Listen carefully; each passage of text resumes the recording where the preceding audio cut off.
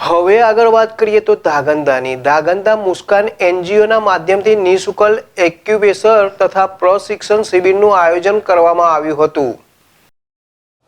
વેદકાલીન પદ્ધતિમાં આયુર્વેદિક તથા એક્યુપ્રેશરના માધ્યમથી જટિલ રોગોનું કાયમી ધોરણે નિવારણ આવે છે, ત્યારે મુસ્કાન એનજીઓના માધ્યમથી ધાંગધ્રા ખાતે નિઃશુલ્ક એક્યુપ્રેશર તથા પ્રશિક્ષણ શિબિરનું આયોજન કરવામાં આવ્યું હતું।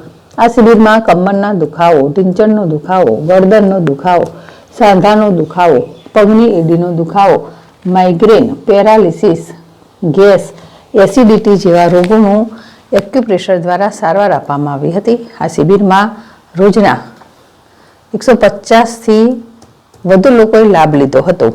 ધાંગધ્રા શહેરમાં એક્યુપ્રેશર ઉપચાર તથા પ્રશિક્ષણ શિબિરનું સમાપન મુસ્કાન એનજીઓના માધ્યમથી નિઃશુલ્ક એક્યુપ્રેશર તથા પ્રશિક્ષણ શિબિરનું કરાયું આયોજન।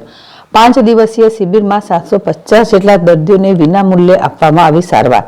શિબિરમાં કમરના દુખાવો, ઢીંચણનો દુખાવો, ગરદનનો દુખાવો, સાંધાનો દુખાવો, પગની એડીનો દુખાવો, માઇગ્રેન, પેરાલિસિસ, ગેસ, એસિડિટી જેવા રોગોના દર્દીઓનું આપવામાં આવી સારવાર।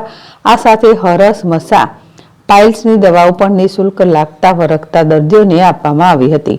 ઘણા દર્દીઓ અલગ અલગ દુખાવાના પીડાઓ ભોગવી રહ્યા છે।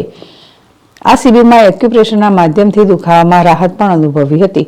મુસ્કાન ફાઉન્ડેશન દ્વારા વાપી ખાતે છેલ્લા 10 વર્ષથી એક્યુપ્રેશર તથા પ્રશિક્ષણ શિબિરની અવિરત સેવા કરી રહી છે, જ્યારે છેલ્લા 3 વર્ષથી ધાંગધ્રા ખાતે પણ મુસ્કાન એનજીઓ દ્વારા આ સેવાઓનું કાર્ય કરવામાં આવે છે।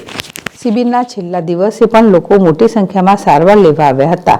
5 દિવસીય શિબિરમાં રોજ સવારે 9 થી 1 સમયની અંદર દર્દીઓની તપાસ કરીને સારવાર કરવામાં આવતી હતી અને બપોરે 3 થી 6 સુધી પ્રશિક્ષણ શિબિર યોજવામાં આવતી હતી, જેની અંદર દર્દીઓને પોતે ઘરે કેવી રીતે સારવાર કરવી તેનું માર્ગદર્શન આપવામાં આવતું હતું।